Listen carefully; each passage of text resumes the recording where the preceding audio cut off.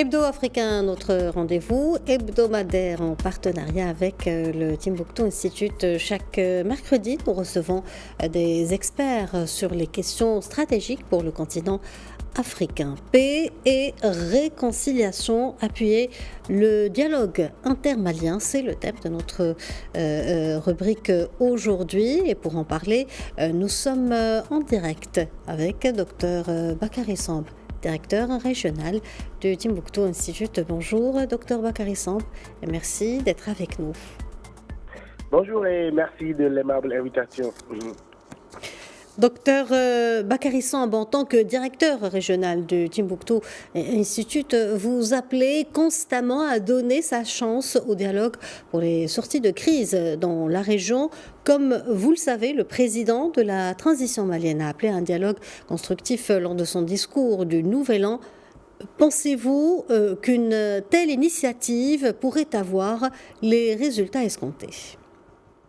Oui, il faut toujours saluer l'appel au dialogue et celui surtout lancé par le président de la transition malienne. C'est une opportunité pour la sortie de crise au Mali que toutes les parties prenantes doivent saisir.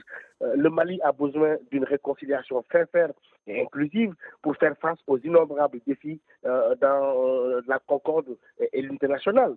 Cet appel relève d'une bonne volonté, à mon avis, de la part des autorités à aller de l'avant dans le processus de la réconciliation nationale.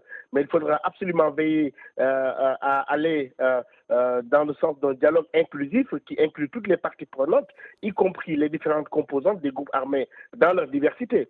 De la même manière qu'il a donné un signal fort dans son discours du Nouvel An en appelant au dialogue, il est aussi nécessaire de sauvegarder les liens avec tous les voisins du Mali et ses partenaires. Je pense que c'est un enjeu crucial aujourd'hui de stabilité pour le Mali, mais aussi pour la région.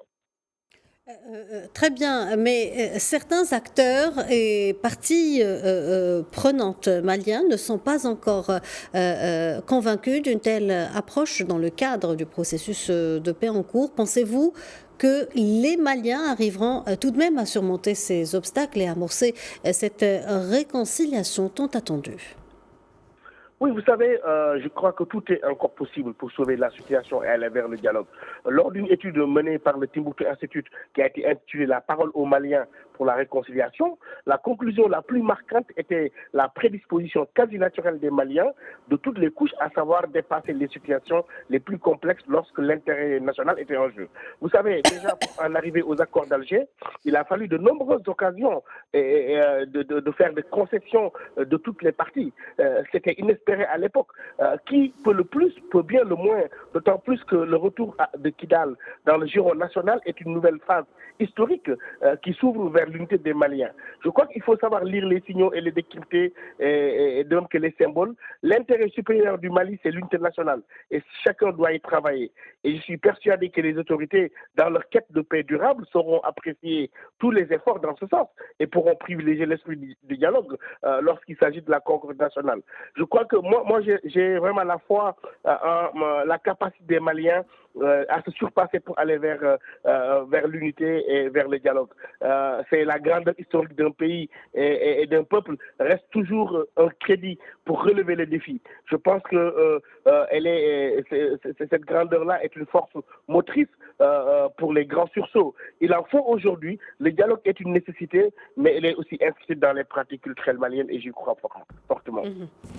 Alors, cette option d'un dialogue interne intermalien au Mali est-elle, selon vous, une manière de rompre avec les anciennes méthodes, avec des accords souvent issus de processus exogènes de pays ou d'acteurs externes ? Oui, je crois que le Mali a su quand même aller vers des dialogues nationaux, essayer d'avancer sur des agendas propres. Le Mali a besoin de tous ses partenaires, mais aussi je crois qu'aujourd'hui, il est très important d'écouter ce que veulent les Maliens d'abord.